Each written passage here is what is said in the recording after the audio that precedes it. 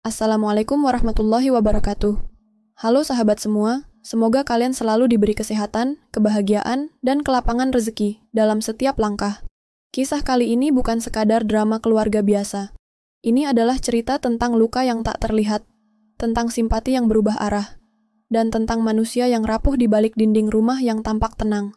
Siapkan hati dan pikiran, karena cerita ini akan menyentuh batas-batas moral dan mengguncang nurani. Namanya Bularas, 48 tahun.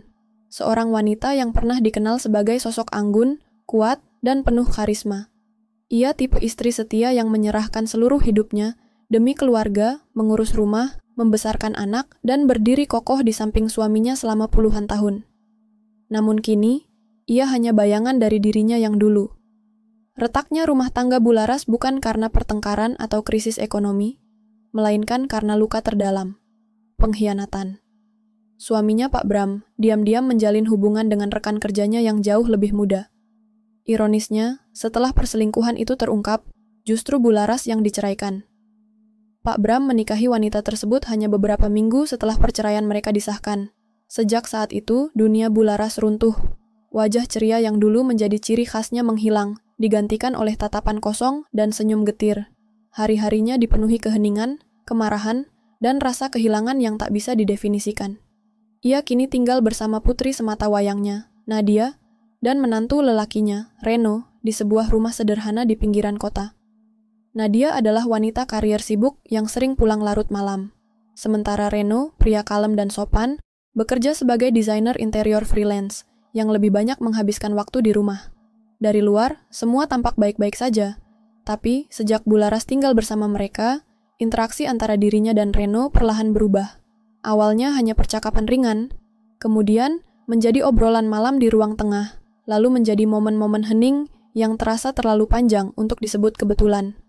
Reno tak pernah berniat melanggar batas, tapi setiap kali menatap Bularas duduk di sofa dengan pandangan kosong, rambut yang disanggul rapi, dan tatapan mata yang penuh luka, namun tetap memancarkan pesona. Ia tahu ada sesuatu yang tumbuh di dalam dirinya. Bukan sekadar simpati, bukan pula sekadar kagum. Malam itu, hujan turun pelan. Gemericiknya menyatu dengan suara jam dinding dan aroma kayu manis dari dapur. Nadia sedang lembur lagi, dan rumah terasa sepi. Reno melirik ke ruang tengah. Di sana, Bularas duduk sendirian, memeluk lutut, menatap kosong ke arah jendela. Ia ragu sejenak, lalu berjalan ke dapur dan menyiapkan 2 cangkir teh hangat. Dengan langkah pelan, ia menghampiri. "Bu, saya buat teh jahe. Biar hangat sedikit badannya," katanya sambil menyodorkan 1 cangkir. Bularas menoleh perlahan. "Terima kasih, Ren," jawabnya lirih. Ia menerima cangkir itu tanpa senyum. Mereka duduk dalam diam. Hanya suara hujan yang mengisi sela-sela waktu. Reno mencuri pandang. Mata Bularas tampak sembab, tapi ia tetap tenang. Anggun, dalam cara yang nyaris menyakitkan. "Kadang, saya merasa seperti benda pecah yang direkatkan paksa. Orang pikir saya baik-baik saja, padahal saya bahkan sudah tidak tahu siapa diri saya," bisik Bularas tanpa menoleh. Reno menatapnya. "Ibu bukan benda pecah, ibu kuat, bahkan terlalu kuat," katanya dengan suara pelan. Bularas tersenyum samar, lalu kembali menatap keluar jendela. Dan saat itu, Reno menyadari sesuatu. Ketika seseorang terlalu lama sendiri dalam luka, mereka bisa mulai mencari kehangatan di tempat yang paling tidak seharusnya. Tapi malam masih panjang. Dan batas-batas itu, satu persatu mulai kabur. Malam-malam berikutnya, seolah berjalan dalam pola yang sama. Hujan yang turun pelan, rumah yang sepi, dan 2 orang dewasa yang tenggelam dalam keheningan ruang tengah. Reno tidak pernah mengira ia akan berada dalam posisi seperti ini. Menjadi saksi, sekaligus bagian dari cerita yang tak ia pahami sepenuhnya. Nadia semakin sibuk. Ia bahkan mulai pulang lebih larut dari biasanya, seringkali hanya sempat melihat ibunya sedang tertidur dan suaminya sedang mematikan lampu ruang tengah. Dalam pikirannya, rumah itu tetap aman, tetap tenang. Tapi realita memiliki jalannya sendiri untuk menunjukkan luka-luka tersembunyi yang belum sempat dijahit. Suatu malam, saat angin berembus sedikit lebih kencang, Reno mendapati Bularas berdiri di dapur. Masih mengenakan daster berwarna biru tua, rambut terurai, dan matanya sembab. Ia tertegun sejenak, lalu masuk dan membuka lemari. "Ibu belum tidur?" tanyanya sambil membuka laci mencari madu. Bularas menoleh pelan. "Enggak bisa tidur. Pikiran masih gaduh, jawabnya sambil mengusap lengan sendiri, seolah mencoba mengusir dingin yang tak kunjung pergi. Reno hanya mengangguk dan mengambil satu botol kecil dari laci, madu herbal yang biasa ia gunakan saat badannya terasa letih. Ia menyiapkan 2 gelas teh jahe, lalu mengajak Bularas kembali ke ruang tengah. Mereka duduk bersebelahan, sedikit lebih dekat dari biasanya, karena udara malam makin menggigit. Saya suka jam segini, ujar Reno pelan, sunyi. Kayak semua beban dunia mendadak diredam hujan. Bularas hanya tersenyum tipis, tapi matanya tetap kosong. Reno tahu senyum itu bukan bentuk kebahagiaan, melainkan kebiasaan dari seseorang yang sudah terlalu lama belajar menyembunyikan luka.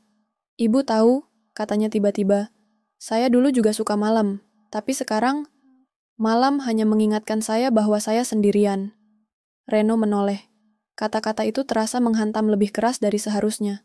Bu, saya tahu saya bukan siapa-siapa, tapi kalau ibu butuh bicara, saya di sini, ujarnya sambil menatap cangkirnya. Bularas tak langsung menjawab. Ia menatap Reno lama, seolah ingin mengatakan sesuatu tapi takut suaranya akan pecah. Lalu tiba-tiba ia memiringkan kepala, menahan air mata yang hampir jatuh. Apa kamu pernah merasa kamu hanya sisa dari hidup seseorang? Pertanyaan itu membuat Reno membeku. Ia perlahan menoleh dan dalam sekejap mata mereka bertemu. Tidak ada kebohongan dalam tatapan Bularas malam itu. Yang ada hanya kesedihan murni, kelelahan, dan rasa haus akan koneksi yang tak lagi ia temukan. Reno menggeser duduknya sedikit. Tangannya bergerak pelan, ingin memberikan dukungan. Ia menyentuh punggung tangan Bularas, hanya sebentar, tapi cukup membuat wanita itu terdiam. Sentuhan kecil. Refleks. Tapi dalam keheningan itu, segalanya jadi terasa besar. Bularas tidak menarik tangannya. Ia hanya menunduk dan menghela napas panjang. Kadang saya benci merasa begini. Tapi saya juga lelah menolak satu-satunya tangan yang masih mau menyentuh saya tanpa menyakiti. Ucapnya pelan. Reno menatapnya, tubuhnya tegang. Bu, saya... Tapi sebelum kalimat itu selesai, Bularas berdiri. Ia menenggak sisa tehnya, lalu menatap Reno dengan mata yang berkilat oleh air mata. Maaf, saya terlalu lama sendiri. Mungkin saya mulai kehilangan arah. Ia melangkah ke arah kamarnya, namun saat tubuhnya melewati Reno, aroma tubuhnya tercium samar. Wangi bunga melati dan hujan yang menempel di kulit. Reno menoleh, matanya mengikuti langkah Bularas sampai menghilang di balik lorong. Lalu ia menunduk, tangannya masih terasa hangat. Ia tahu satu hal malam itu. Apa yang tadi terjadi bukan kebetulan. Dan jika malam berikutnya datang dengan sunyi yang sama, ia tidak yakin bisa tetap menjadi pria yang hanya diam di sofa. Karena ada sesuatu dalam luka Bularas yang membangkitkan luka dalam dirinya sendiri. Dan luka yang saling mengenal bisa menjadi sangat berbahaya. Malam itu turun dengan sunyi yang berbeda. Angin tak lagi sekadar berembus, ia menyusup masuk, menyebarkan hawa dingin yang merayap dari sela jendela dan celah pintu. Lampu ruang tengah menyala redup, menciptakan bayangan panjang di dinding. Nadia kembali lembur. Sudah seminggu lebih ia pulang lewat tengah malam. Reno tahu jam kerja istrinya semakin gila sejak naik jabatan. Tapi malam ini, justru bukan Nadia yang memenuhi pikirannya. Ia duduk di sofa, gelisah, memandangi cangkir teh yang baru saja ia buat. Suara hujan menyatu dengan detak jarum jam. 22.41. Lalu suara langkah pelan terdengar dari arah lorong. Bularas muncul, mengenakan piyama panjang warna krem, rambutnya digerai. Wajahnya masih membawa sisa lelah dari hari-hari sebelumnya. Tapi sorot matanya tampak berbeda. Lebih tenang. Atau mungkin lebih pasrah. Belum tidur juga, Ren? Tanyanya, berdiri di sisi sofa. Reno berdiri cepat, refleks. Saya baru mau naik, tapi tehnya masih hangat. Bularas tersenyum tipis. Kalau begitu, temani aku sebentar. Ia duduk di sofa yang sama. Reno ragu, tapi lalu menyusul, duduk di sisi lain. Ada jarak, tapi tidak cukup untuk meredam ketegangan yang makin sulit dijelaskan. Hening. Hanya suara hujan dan sesekali angin yang menampar kaca. Kadang aku iri, ucap Bularas tiba-tiba. Sama kalian, kamu dan Nadia. Kalian masih punya kesempatan untuk saling memeluk ketika hari terasa berat. Reno menoleh, ragu. Saya dan Nadia akhir-akhir ini juga jarang bicara, Bu. Tatapan Bularas berpindah ke cangkirnya. Ia mengangguk pelan. Lalu kamu merasa sepi? Reno tak menjawab. Ia hanya memandangi tangan Bularas yang memeluk tubuhnya sendiri.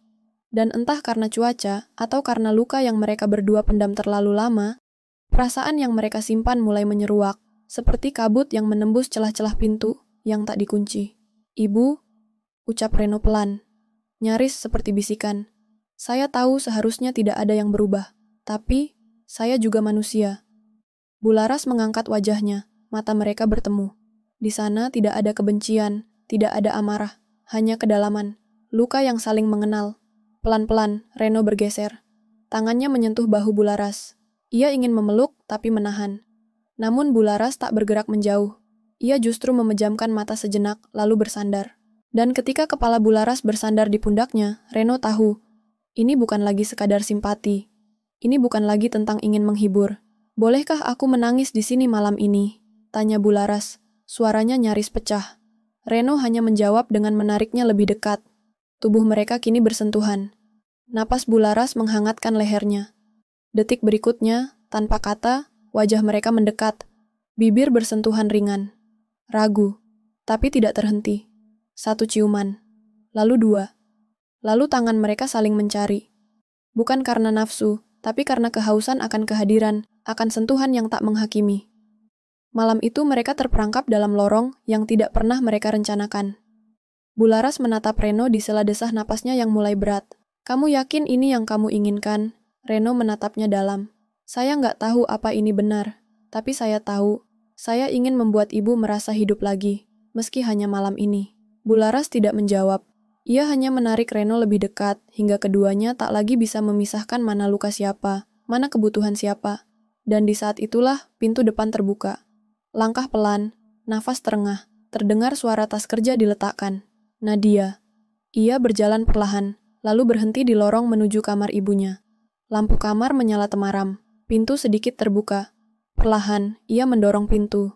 Dan waktu berhenti. Di hadapannya, dua orang yang paling ia cintai berada dalam satu pelukan, di atas ranjang, dalam keadaan yang tak mungkin disalahpahami. Reno membeku. Bularas menoleh cepat, menarik selimut.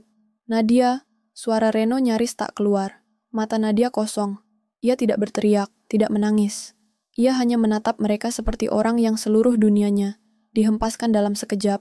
Ia menutup pintu perlahan, lalu pergi, tanpa satu kata pun. Pagi itu, hujan masih turun, meski tak sederas semalam. Langit kelabu menggantung di atas atap rumah yang sempat menjadi saksi dari malam terpanas, paling sunyi, dan paling menghancurkan dalam hidup 3 orang manusia. Reno terbangun lebih awal dari biasanya.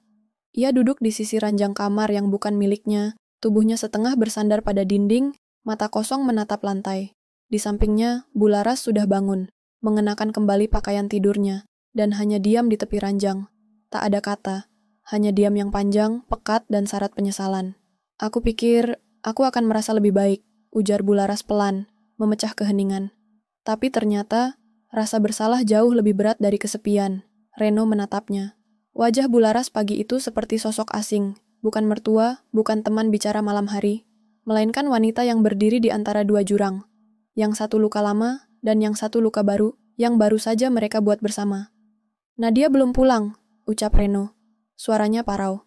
"Aku sudah telepon berkali-kali, tak dijawab." Bularas menghela napas panjang. Ia meraih selimut dan mulai merapikannya dengan gerakan mekanis. Dia akan pergi, setidaknya untuk sementara. Dan aku tidak bisa menyalahkannya. Sementara itu, jauh di sudut kota, Nadia duduk di bangku halte kecil dekat taman.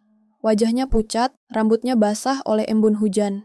Ia memeluk tubuhnya sendiri, bukan karena dingin, tapi karena patah yang tak bisa diucapkan. Pesan dari Reno masuk ke ponselnya, lalu disusul oleh satu pesan suara. Ia tak mendengarkan. Ia hanya membuka aplikasi catatan dan mulai mengetik dengan tangan gemetar. "Aku tidak tahu apa yang lebih menyakitkan, pengkhianatan yang kalian lakukan, atau fakta bahwa aku tidak sepenuhnya terkejut melihatnya. Mungkin aku sudah lama merasa retaknya sesuatu di antara kita, tapi aku terlalu sibuk menjadi anak yang berbakti dan istri yang mandiri sampai aku lupa menjaga diriku sendiri. Aku akan pergi dulu. Aku butuh waktu, aku butuh ruang untuk memutuskan apakah aku bisa sembuh dari ini. Kepada ibu, aku tidak membenci, tapi aku juga tidak bisa berpura-pura bahwa semua akan baik-baik saja. Dan kepada kamu, Reno, jika kamu pernah benar-benar mencintaiku, jangan cari aku dulu." Nadia mengirim catatan itu sebagai pesan terakhir, lalu mematikan ponselnya. 3 minggu berlalu. Rumah itu sunyi, bahkan lebih sunyi dari sebelumnya. Bularas kembali ke kamarnya, menghindari ruang tengah. Ia tak lagi duduk di sofa favoritnya, tak lagi menyeduh teh malam-malam. Reno, di sisi lain, hidup dalam kebisuan dan penyesalan. Ia mencoba menulis ulang hidupnya dari meja kerja, tapi pikirannya selalu kembali ke malam itu. Bukan karena kenikmatan, tapi karena kehancuran yang ia sebabkan. Beberapa kali ia menatap pintu kamar Nadia yang selalu tertutup. Dan meski ia tahu tidak ada siapapun di dalam, tetap saja ia mengetuk. "Maaf," bisiknya. "Aku ingin bilang itu hanya kesalahan. Tapi kenyataannya, aku yang memilih. Dan kamu yang harus menanggung akibatnya." Suatu hari, Reno menemukan secarik kertas di meja makan. Bukan surat, hanya tulisan singkat. Luka memang bisa sembuh, tapi bekasnya akan selalu ada. Dan tidak semua luka harus dilihat sebagai kutukan. Kadang, luka mengajarkan kita untuk berhenti menyakiti diri sendiri demi mempertahankan sesuatu yang seharusnya dilepaskan. Tulisan tangan itu milik Bularas. Sejak pagi itu, kamar Bularas kosong. Semua pakaiannya telah dirapikan dan disumbangkan. Ia pergi tanpa pamit, tanpa alamat, hanya meninggalkan bekas teh jahe terakhir di dapur. Setahun kemudian, Reno berdiri di depan panggung kecil sebuah acara pameran desain. Ia tampil lebih kurus, tapi lebih tenang. Ia berbicara tentang ruang, tentang batas, dan tentang bagaimana setiap dinding yang kita bangun kadang perlu dilubangi agar cahaya bisa masuk. Di antara hadirin, seorang wanita berdiri di belakang, mengenakan blazer hitam dan rambut terikat rapi. Nadia. Mata mereka bertemu sejenak, tak ada senyum, tapi juga tak ada kemarahan. Hanya pengakuan diam, bahwa masing-masing dari mereka telah melewati badai. Setelah acara usai, Reno mendekat.